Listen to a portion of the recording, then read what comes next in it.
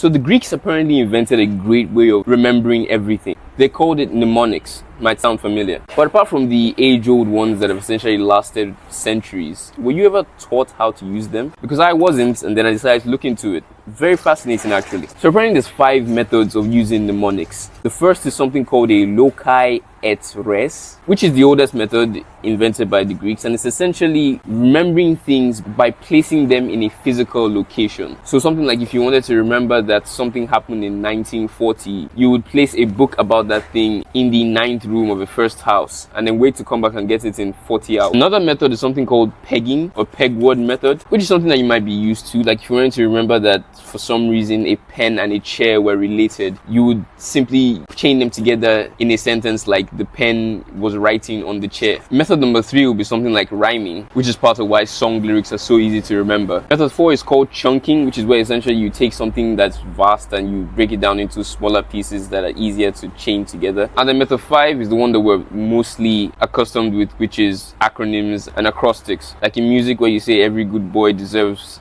Fanta.